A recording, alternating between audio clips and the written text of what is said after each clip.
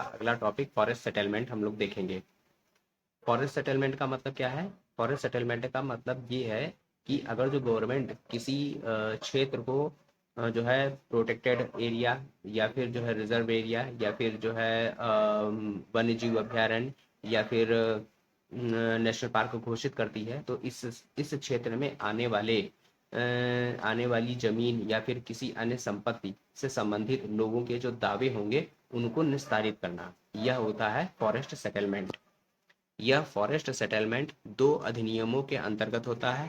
पहला अधिनियम है फॉरेस्ट पॉलिसी 1927 और दूसरा अधिनियम है वाइल्ड लाइफ प्रोटेक्शन एक्ट 1972 अर्थात वन्य जीव संरक्षण अधिनियम 1972। फॉरेस्ट पॉलिसी 1927 के अंतर्गत रिजर्व फॉरेस्ट और प्रोटेक्टेड फॉरेस्ट और साथ में कोई वन या भूमि जो सरकार की संपत्ति नहीं है, इसके संदर्भ में लैंड सेटलमेंट होता है। और वाइल्ड लाइफ एक्शन माफ करिए वाइल्ड लाइफ प्रोटेक्शन एक्ट के अंतर्गत अभयारण्य और नेशनल पार्क के संदर्भ में सेटलमेंट होता है। अभयारण्य और नेशनल पार्क के संदर्भ में सेटलमेंट के जो नियम है वह दोनों सेम है, अर्थात जो अभयारण्य के संदर्भ में लागू होगा वही नेशनल पार्क के संदर्भ में लागू होगा। यहाँ पर देखेंगे जो रिजर्व फॉरेस्ट और प्रोटेक्टेड फॉरेस्ट है, इसके संदर्भ में जो सेटलमेंट से संबंधित दावे होंगे वो सेम होंगे। तो हम लोग टॉपिक देखते हैं। जो प्रोटेक्टेड फॉरेस्ट है, प्रोटेक्टेड फॉरेस्ट सरकारी संपत्ति को घोषित किया जाता है। जो सरकारी संपत्ति होती है उसको घोषित किया जाता है, इसीलिए लैंड सेटलमेंट की बात ही नहीं उठती है। अर्थात जो प्रोटेक्टेड फॉरेस्ट होंगे वो सरकार की संपत्ति होते हैं, उन्हीं को प्रोटेक्टेड घोषित किया जाता है। तो इसीलिए इसमें जो है लैंड सेटलमेंट अर्थात कोई व्यक्ति कोई दावा कर ही नहीं सकता है। तो यहाँ से बात ही खत्म। और अभयारण्य के संदर्भ में जो लैंड सेटलमेंट लॉ होंगे वो नेशनल पार्क के सेटलमेंट के लॉ के बराबर होंगे। ये भी बात हो गई। अब हम लोग पहला अधिनियम देखेंगे, फॉरेस्ट एक्ट 1927। फॉरेस्ट एक्ट की धारा 6 के अंतर्गत फॉरेस्ट सेटलमेंट ऑफिसर अपॉइंट होता है। जो फॉरेस्ट एक्ट 1927 है, इसके अंतर्गत जो लैंड सेटलमेंट कौन करेगा, फॉरेस्ट सेटलमेंट कौन करेगा? फॉरेस्ट सेटलमेंट करेगा ये फॉरेस्ट सेटलमेंट ऑफिसर।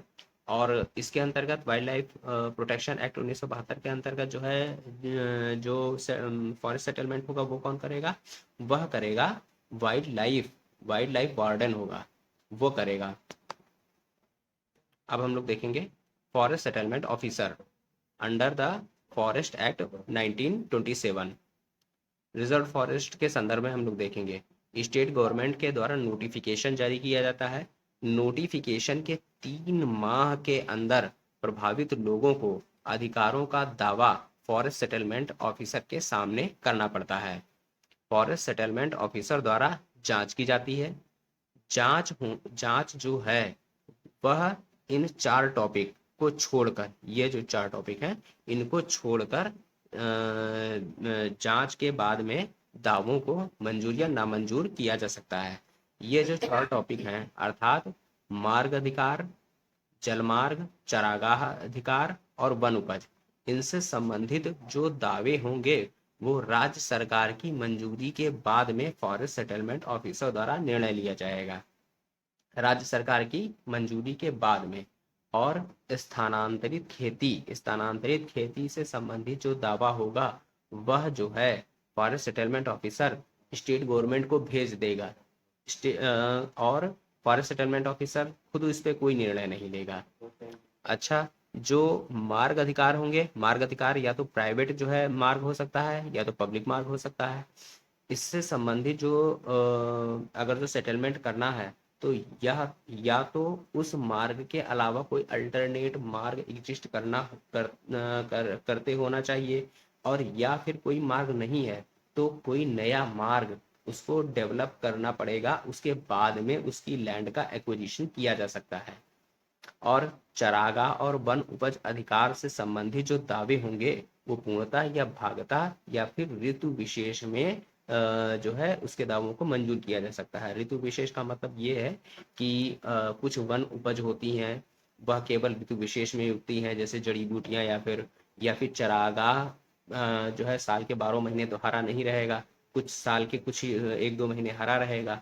तो उस ऋतु विशेष में जो है पशुओं को चराने की उसको अनुमति दी जा सकती है। यही इसका मतलब है। तो ये 4 टॉपिक को छोड़कर और स्थानांतरित खेती के को छोड़कर जो है फॉरेस्ट जो सेटलमेंट ऑफिसर होगा वो खुद जांच करेगा, और जांच करने के बाद में दावों को मंजूर या नामंजूर कर सकता है। दावों को मंजूर या नामंजूर करने से के लिए उसके पास सिविल न्यायालय की शक्ति होगी, फौजदारी वाली नहीं, सिविल न्यायालय की शक्ति होगी। जो फॉरेस्ट सेटलमेंट ऑफिसर अर्थात एफएसओ होगा के आदेश के विरुद्ध अपील 3 माह के अंदर राजस्व विभाग के कलेक्टर या फिर इसके ऊपर के अधिकारी अर्थात कमिश्नर के सामने की जा सकती है। 3 माह के अंदर जो फॉरेस्ट सेटलमेंट ऑफिसर है वो स्टेट गवर्नमेंट के नोटिफिकेशन जारी होने के बाद में 3 माह के अंदर जो है अपना जो है आदेश जारी करेगा, और उस आदेश जारी होने के 3 माह के अंदर जो वहाँ दावे करने वाले लोग होंगे उनको जो है उनको जो है उसके फॉरेस्ट सेटलमेंट ऑफिसर के जो आदेश के खिलाफ जो है कलेक्टर या फिर ऊपर के अधिकारी के सामने अपील करने का समय दिया जाएगा। अगर जो जो कलेक्टर या फिर ऊपर के अधिकारी के अलावा कहीं अपील करनी है तो वो तरीका क्या हो सकता है? ये तरीका हो सकता है कि स्टेट गवर्नमेंट के द्वारा गठित वन न्यायालय में अपील। जिस राज्य में स्टेट गवर्नमेंट ने वन न्यायालय गठित कर रखा है वहां पर कलेक्टर और ऊपर के अधिकारी होंगे उनके सामने अपील नहीं की जाएगी, सीधे जो है वन न्यायालय में अपील की जाएगी। वन न्यायालय 3 सदस्यों से मिलकर बना होता है, और यह वन न्यायालय जिस क्षेत्र में जो है लोगों ने दावे किए हैं उस क्षेत्र में अपनी शाखा लगाकर वहां पर जो है जो भूमि या फिर उनके अधिकारों से संबंधित जो समाधान होता है वो प्रोवाइड कराता है। और वन न्यायालय जो है सारा केस सुनने के बाद में जो निर्णय लेगा उस निर्णय को केवल स्टेट गवर्नमेंट उसको रिवाइज कर सकती है, और जो रिवाइज करने के बाद में जो उसका फैसला होगा वही फाइनल होगा। अब फैसला कौन कौन से हो सकते हैं? या तो दावे पूर्णतः स्वीकार कर लिए जाएं, लोगों के दावे पूर्णतः स्वीकार कर लिए जाएं, तो दावे वाली जो भूमि होगी वह जो है जो अभ्यारण्य होगा उसकी सीमा से बाहर हो जाएगी, अर्थात उसकी भूमि जो है उसके पास चली गई। या तो दावे से संबंधित सरकार व व्यक्ति के मध्य में कोई करार हो सकता है, या तो भूमि अर्जन अधिनियम 1894 के अंतर्गत अर्जित की जा सकती है। इसमें अर्जन में क्या होगा कि उसको कुछ प्रतिकार दिया जाएगा, अर्थात कंपनसेशन। अब यह सारा जो है फाइनल हो गया। सारा फाइनल होने के बाद में रिजर्व फॉरेस्ट घोषित कर दिया जाएगा। अब रिजर्व फॉरेस्ट घोषित होने के 5 साल के अंदर स्टेट गवर्नमेंट इसको पुनः जो है पुनरीक्षित कर सकती है। ये हो गया इसका यहाँ पर। अब इसके बाद में हम लोग देखेंगे वह वन या फिर भूमि जो सरकार की संपत्ति नहीं है। रिजर्व फॉरेस्ट तो जो है संबंधित ये सारे नियम हम लोग देख लिए। जो प्रोटेक्टेड फॉरेस्ट होता है, प्रोटेक्टेड फॉरेस्ट तो सरकार की ही जमीन होती है, लैंड सेटलमेंट की कोई फॉरेस्ट सेटलमेंट की कोई जरूरत ही नहीं है। और वह भूमि जो सरकार की संपत्ति नहीं है उससे संबंधित जो दावे हम लोग क्या देखेंगे, उस पर नियंत्रण। नियंत्रण किस चीज पर? नियंत्रण किस चीज पर किया जाएगा? नियंत्रण किया जाएगा खेती के लिए भूमि को जोतना या साफ करना, चारण अर्थात ग्रेजिंग, या फिर वनस्पति साफ करना। इन चीजों पर जो है सरकार नियंत्रण लगा सकती है। क्यों वो नियंत्रण लगा सकती है, ये भी तो प्रश्न उठता है। नियंत्रण इसलिए लगाएगी क्योंकि सरकार को लोक स्वास्थ्य का परिरक्षण करना है, या फिर रेल रोड या फिर ब्रिज का संरक्षण करना है, या फिर लैंड स्लाइडिंग की घटना होने से बचाना है या अपर्दन रोकना है, या फिर क्या नाम है इसका, जो ग्लेशियर हैं इनके जो है खिसकने को रोकना है। इन सब चीज़ों के लिए इतनी चीज़ों पर प्रतिबंध लगा सकती है सरकार। यदि ऐसी अधिसूचना निकालने से पहले भूस्वामी से सेटलमेंट करना होगा। अच्छा, अभ्यारण्य के संदर्भ में क्या था? अभ्यारण्य के संदर्भ में था कि पहले नोटिफिकेशन निकाली गई थी, उसके बाद में लोगों ने अपने दावे जो है पेश किए थे, दावों पर फिर जो है डिसीजन हुआ था, फिर उसको डिक्लेयर हुआ था। लेकिन इसमें क्या है कि पहले तो भूस्वामी से जाके सेटलमेंट करो, उसके बाद में फिर नोटिफिकेशन निकालो। इसमें से थोड़ा सा उल्टा है, अर्थात इसमें जो भूस्वामी है उसको ज़्यादा जो है मान्यता दी गई है। और ऐसे जो क्षेत्र होंगे वन या फिर भूमि, उसमें संबंधित जो लाभ होगा, लाभ का मतलब ये है कि उसमें कोई जैसे जड़ी बूटी हो रही है या फिर कोई छोटे मोटे उत्पाद हो रहे हैं या फिर फल वगैरह पैदा हो रहा है, उस पर उसका जो लाभ होगा वह भूस्वामी रखेगा। और अभ्यारण्य से संबंधित लाभ कौन रखेगा? अगर जो उसमें कोई लाभ होगा तो वो स्टेट गवर्नमेंट रखेगी। अब अधिसूचना की तारीख से मिनिमम 3 साल और मैक्सिमम 4 साल, मिनिमम 3 साल और मैक्सिमम 4 साल के अंदर भूस्वामी राज्य सरकार से कह सकता है कि वन या फिर भूमि अर्जित कर ली जाए। अर्जित कर ली जाए का मतलब यह है कि हम बेच रहे हैं, कि तुम आपने जो है पहले तो उसको जो है इसमें प्रोटेक्ट किया था। अब प्रोटेक्ट करने के बाद में क्या था कि जो है मतलब हम जो है बेच रहे हैं इस भूमि को। तो भूमि अर्जन में क्या होगा? यही होगा 1894 के अंतर्गत जो है कुछ उसको प्रतिकार दिया जाएगा या फिर जैसा जो कुछ हो।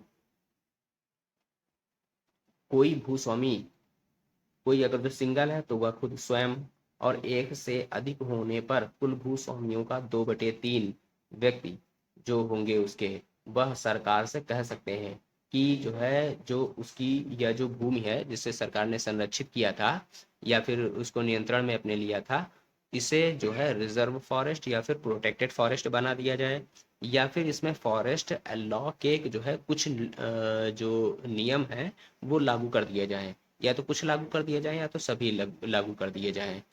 लेकिन अगर जो कोई भूस्वामी इस तरह की अपील करता है तो इससे संबंधित जो होगा वो उसके लिए उसको कोई प्रतिकार नहीं दिया जाएगा, अर्थात कोई कंपनसेशन नहीं दिया जाएगा।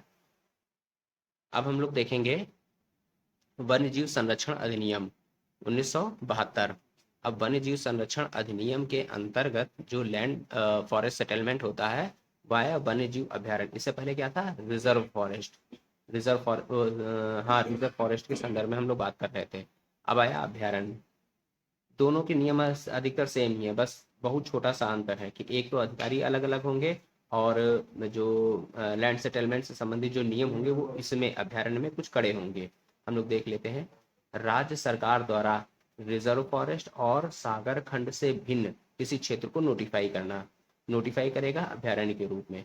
अच्छा, रिजर्व फॉरेस्ट क्यों जो है? क्योंकि रिजर्व फॉरेस्ट जो है इसकी सीमा राज्य सरकार स्वयं निर्धारित करती है, इसीलिए इसकी सीमा का निर्धारण जो है ये नहीं करेगा।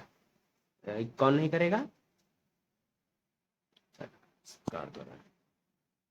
कौन नहीं करेगा? ये नहीं करेगा, क्या नाम है इसका? कलेक्टर।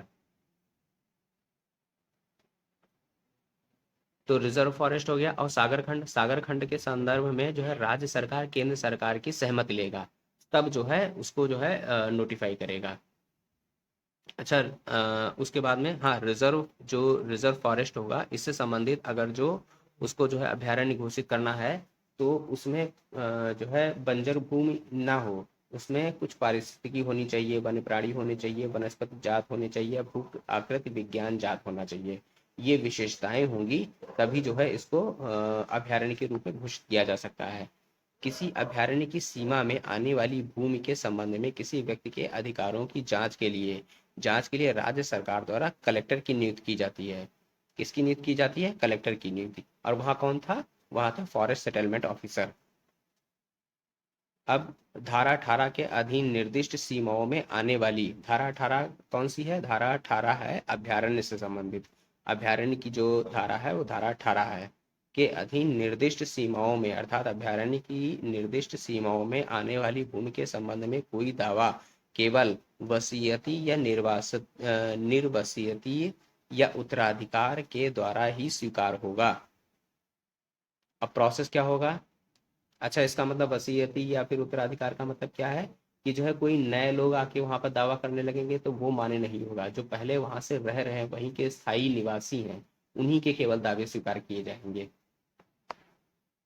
अब इसका प्रोसेस क्या होगा? प्रोसेस ये होगा कि राज्य सरकार अधिसूचना जारी करेगी। हाँ, एक चीज अभी हम लोगों ने शुरुआत में बात की थी कि जो अभ्यारण्य और नेशनल पार्क अर्थात राष्ट्रीय उद्यान से संबंधित जो नियम होंगे वो जो है सेम होंगे। तो यह जो प्रोसेस है यह जो है नेशनल पार्क से संबंधित भी प्रोसेस है।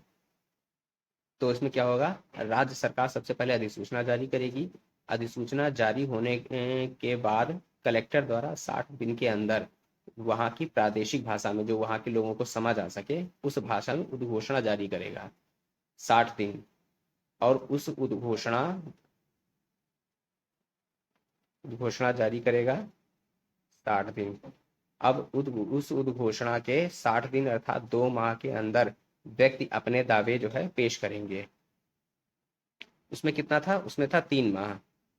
कलेक्टर दावों की जांच करेगा, सिविल जब कलेक्टर दावों की जांच करेगा, जांच करने में उसके पास सिविल न्यायालय की शक्तियां होंगी। और जो फॉरेस्ट सेटलमेंट ऑफिसर था उसके पास भी सिविल न्यायालय की शक्तियां थी। तो इस चीज में सेम है, खाली टाइम में बस अंतर है, यहाँ 2 माह है, वहाँ 3 माह था। दावा पूर्णतः या भागता स्वीकार या अस्वीकार किया जा सकता है।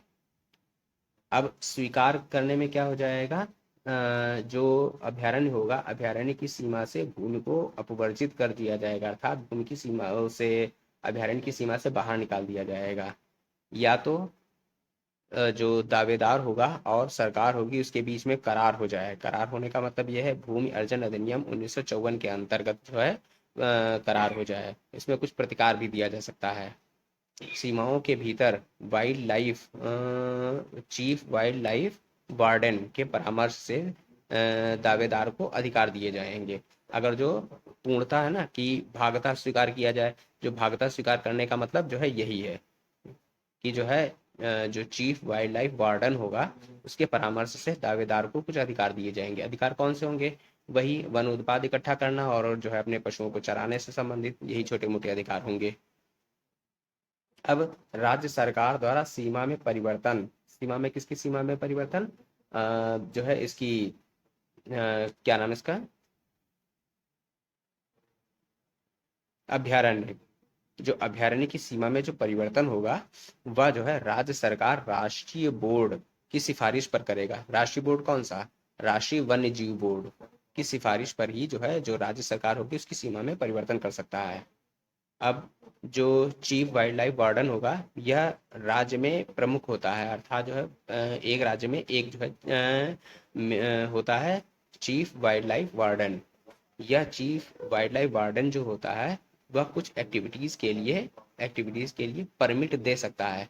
और परमिट देने के लिए वह जो है वह फीस भी ले सकता है और फ्री भी कर सकता है। कुछ एक्टिविटीज कौन कौन सी होंगी, एक तो रिसर्च एंड एजुकेशन है, दूसरा फोटोग्राफी है, तीसरा जो है टूरिज्म है, और एक चौथा कौन सा है, legal trade by local resident. Local resident मतलब वहीं के जो स्थायी निवासी हैं यानी जनजातियाँ वगैरह हैं, वो लोग जो है कुछ जो है लीगल ट्रेड कर सकती हैं। छोटे मोटे वन उत्पाद होंगे केवल उन्हीं का ट्रेड, जैसे लंबरिंग वगैरह का काम नहीं, अर्थात लकड़ी काटने का काम नहीं। तो ये फॉरेस्ट सेटलमेंट से संबंधित जो है पूरी जानकारी थी।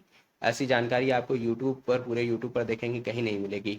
अगर जो आपको यह जो है वीडियो पसंद आया हो तो चैनल को सब्सक्राइब करके लाइक करिए। Thank you.